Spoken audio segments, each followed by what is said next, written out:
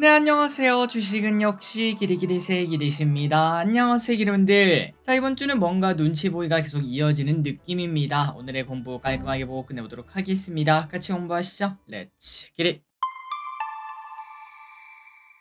지난밤 뉴욕 증시는 3대 지수 모두 소폭 상승 마감했습니다. 장중에는 고용시장이 당초만큼 뜨겁지 않다는 우려감이 작용하며 주가가 조금 빠지기도 했었는데요. 무슨 데이터가 나왔나? 3월에 발표됐던 연간 비농업 일자리 증가폭에서 80만 명이 줄어들었다고 합니다. 참고로 앞서 발표된 수치가 290만 명이니까 30%가량 감소한 거라고 하고, 이거 생각보다 고용이 약한 거 아니냐라는 걱정이 나온 거겠죠.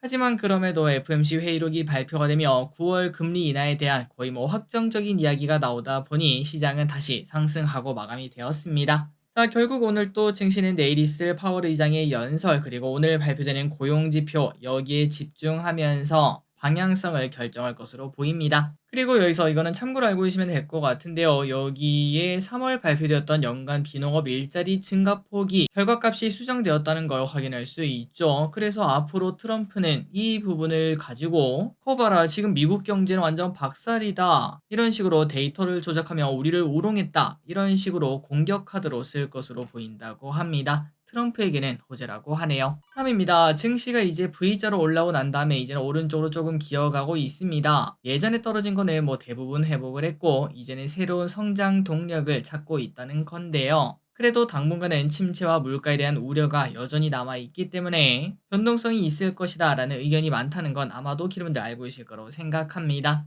그렇다면 전문가들은 이런 상황에서 어떤 식으로 투자를 할까요? SK증권의 의견을 보자면 그간 소외되었던 업종이나 종목에서 기회를 잡을 수 있다. 그러니까 이때까지 올랐던 친구가 아니라 새로운 거 없나 이렇게 찾는 사람들이 많다는 거겠죠. 그리고 한국투자 같은 경우는 조금 더 방어적으로 보네요. 최근 원자재 가격 방향성 등을 봤을 때 이는 경기 둔화를 가리키는 만큼 방어적인 전략을 사용하는 게 유리하다라고 분석을 했습니다. 그래서 보험이나 음식료 이런 것들을 보라고 하며, 마지막으로 DB금투는 최근 미국 증시에서 다우의 강세가 나타나는 바 IT 쏠림 현상이 줄어들 수 있다고 분석을 했습니다. 그러니까 SK증권이랑 비슷하겠죠. 그간 소외되었던 업종이나 종목 이런 것들을 찾을 필요가 있다고 하고, 그리고 변동성이 심한 만큼 섣부른 판단을 하지 말고 금리 인하의 수혜를 받는 채권 등에 투자하는 것이 적절하다, 이렇게 분석을 했습니다.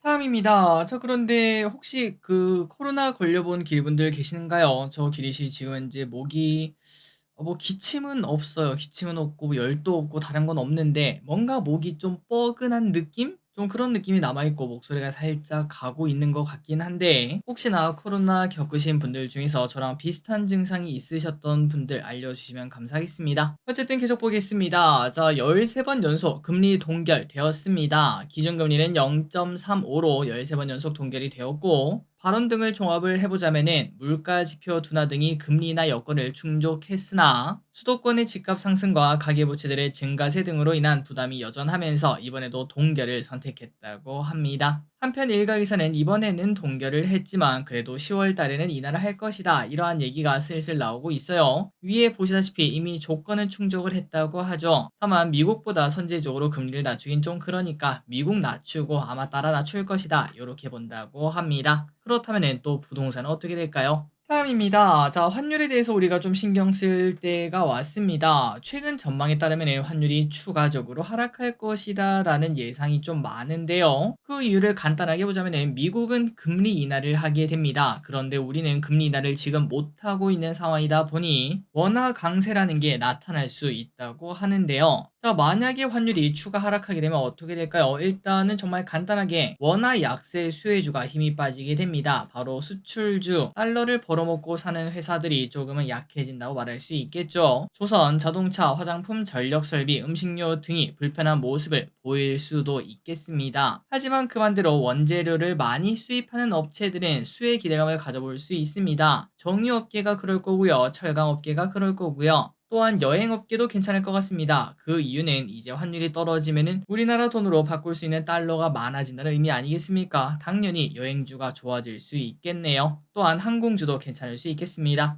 그래서 앞으로 환율이 떨어지게 되면은 환율 하락 수혜주 뭐 이런 식으로 얘기가 나올 겁니다. 그 반대로 환율 하락 피해주 뭐 이런 것들도 나올 텐데 하지만 무조건 칼로 딱 자를 수는 없습니다. 그 이유는 모든 기업은 달러를 벌기도 하지만 달러를 쓰기도 하기 때문이죠. 그렇기 때문에 무조건적인 정답은 아니지만 이 영향 때문에 최근 들어 많이 오른 수출주가 있다면 힘이 좀 빠질 수 있고 최근 들어 많이 빠졌던 뭐 정유, 철강, 여행주 이런 친구들이 단기 반등은 나타날 수 있겠구나. 요 정도로만 체크하시면 될 것 같습니다.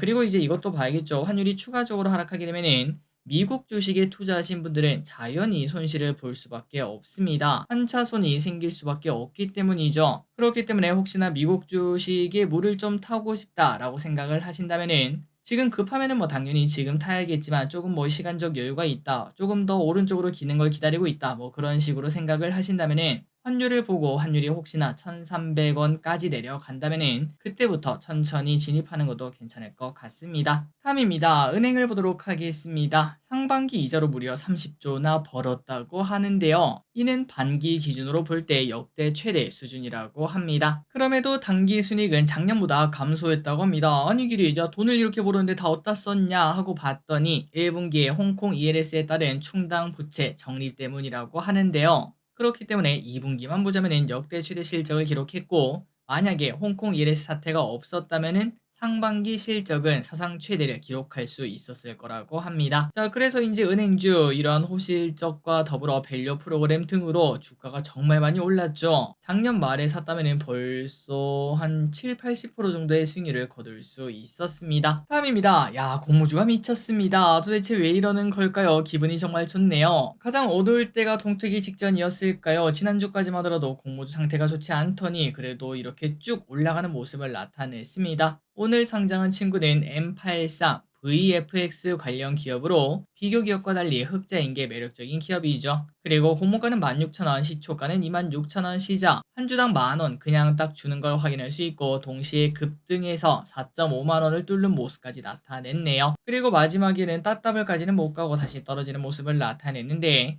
내일 상장하는 공모주 ENCL 요 친구도 조금 더 기대를 해볼 수 있겠습니다. 2배 이상은 일단 기본으로 깔고 가겠네요. 다음입니다. 최근 차트가 심상치 않은 친구 중 하나는 바로 의료 AI 관련주입니다. 오늘 루닛 등 의료 AI가 또 좋은 모습을 나타내는데요. 자, 어떤 소식이 있었나? 루닛의 자회사 볼파라헬스가 미국의 소프트웨어 공급 계약을 체결했다는 소식을 꺼냈습니다. 유방암 검진 관련 소프트웨어라고 하네요. 그리고 최근 뷰노도 흐름이 좋습니다. 2분기 매출이 잘 나왔고 내년부터는 흑자를 달성할 수 있다는 기대감이 나오며 이미 차트는 바닥을 다지는 모습을 나타낸 바 있죠. 또한 딥노이드도 이틀 전인가요? 최근 리포트가 나오면서 해외 매출 성장 본격화 기대라는 코멘트를 받았다고 합니다. 그래서 왼쪽에 보다시피 룬이 최근 들어 차트가 심상치 않습니다. 거토양 터뜨리면서 올라가고 있죠. 그리고 뷰노 같은 경우는 이미 예전부터 모든 이평선을 뚫고 상승 추세를 만들어 가고 있고 딥노이드 같은 경우는 조금은 약한 모습을 보여주고 있습니다. 그래서 만약에 의료 AI주를 관심 있게 본다면은 일단은 뷰노가 1픽이 아닐까, 그리고 루닛은 2픽으로 가져갈 필요가 있겠네요.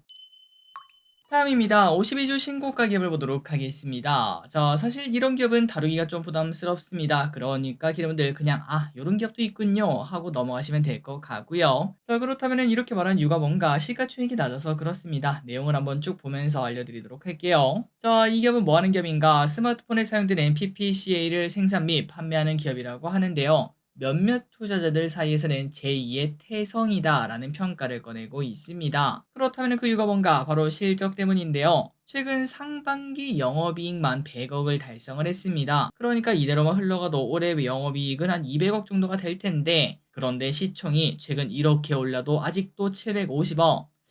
야, 퍼가 너무 낮은 거 아니냐라는 얘기가 나온다는 거겠죠. 그래서 엔비디아 최근 들어 상승하며 52주 신고가 냈는데 추가 상승 기대감이 있을 만한 기업인지 한번 보시는 것도 괜찮을 것 같습니다. 그리고 실적을 보시면은 조금은 사이클을 타는 것도 확인할 수 있죠. 꾸준하게 올라가는 게 아니라 21년, 22년에는 정체, 23년에는 크게 하락했다가 올해 다시 크게 급증하는 모습을 나타내고 있습니다. 다음입니다. 이 친구도 좀 비슷한 느낌입니다. 자, 실적 때문에 상승하는 시가총액이 낮은 기업인데요. 상반기 영업이익은 160억, 그러니까 올해 이대로 가면 한 300억 넘게 벌 것 같은데 시가총액은 이렇게 올랐는데도 아직 1,100억밖에 안 됩니다. 퍼가 한 4, 5 이 정도밖에 안 된다는 소리겠죠. 자, 그렇다면 뭐 하는 기업인가? 집에 하나쯤은 있는 건기식을 만들고 아마 기르분들 댁에 하나쯤은 있을 겁니다. 여기 제품. 뭐 예를 들어 콜라겐, 비타민, 다이어트 등등 모든 걸 만들고 팔고 있습니다. 자, 이 친구도 그렇고 방금 전에 봤던 그 친구도 그렇고 앞으로 실적이 매우 중요하겠죠. 지속적으로 체크해 볼 필요는 있겠네요.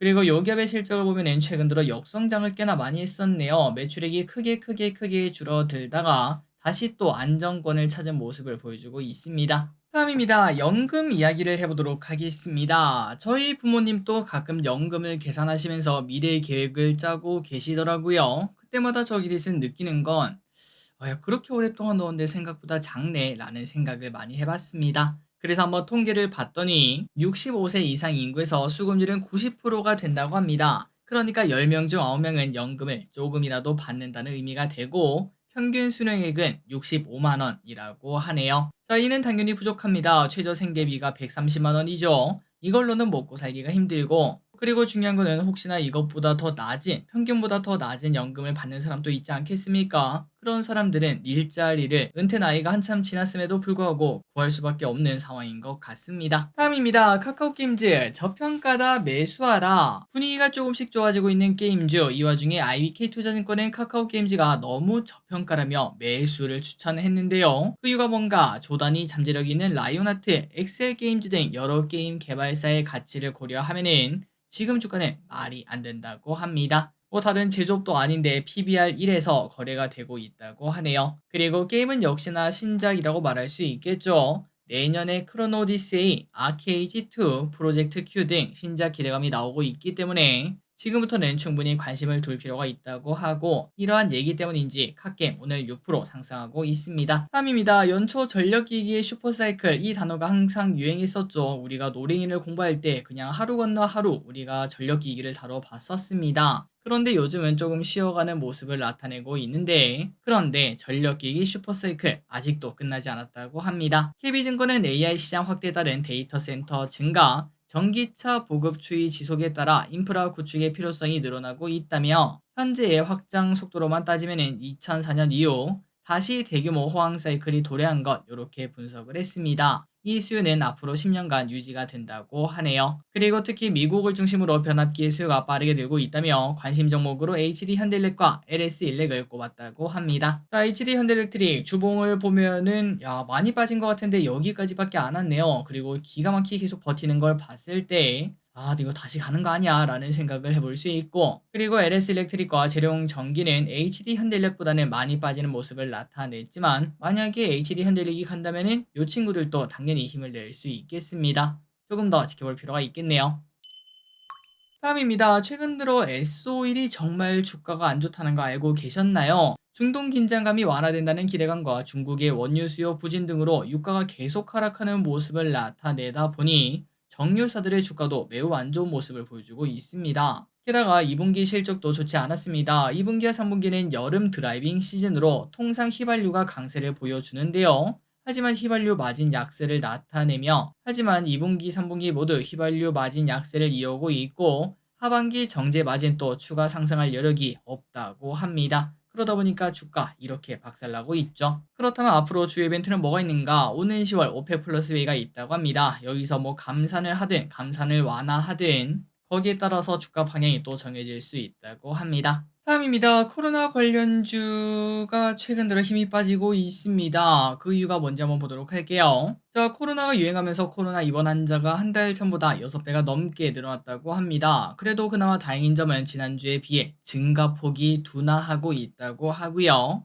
확산 초기만 하더라도 쇼티지 이야기가 많이 나왔었는데요. 그런데 이제는 치료제 공급 일정을 단축하는 것으로 협의했고 자가 진단 키트 생산을 확대해 수급이 안정화되고 있다고 합니다. 자, 모든 단어 하나하나가 코로나 관련주에게는 악재라고 말할 수 있겠죠. 그래서 최근 들어 코로나 관련주 하락을 피하지 못했습니다. 마지막입니다. 로봇 관련 이야기 보도록 할게요. CES에서 공개되었던 삼성전자의 로봇 집사 볼리 기억나시나요? 업계에서는 로봇 집사도 올해 하반기에 출시될 것으로 보인다고 합니다. 폴리가 도대체 뭔가? 여기 왼쪽에 보이시는 이 노란색 이 친구인데요. 바퀴가 달린 이동 로봇으로 음성을 듣고 명령을 수행하며 가전등을 관리 제어하고 시간에 맞춰 음악, 조명을 켜는 등의 역할을 수행할 것으로 보인다고 합니다. 거기다 LG전자도 해당 산업에 뛰어들 것이라고 밝힌 만큼 로봇 집사 경쟁도 치열해질 것으로 보인다고 하네요. 그래서 최근 들어 버핏 이야기도 나오면서 로봇 관련주가 들썩들썩하고 있죠. 과연 로봇 관련주가 더 올라갈 수 있을지 체크해보도록 하겠습니다. 자, 오늘의 홍보 여기까지 끝났습니다. 항상 이렇게 같이 홍보해서 진심으로 감사합니다. 지금까지 길이셨습니다. 빠이용.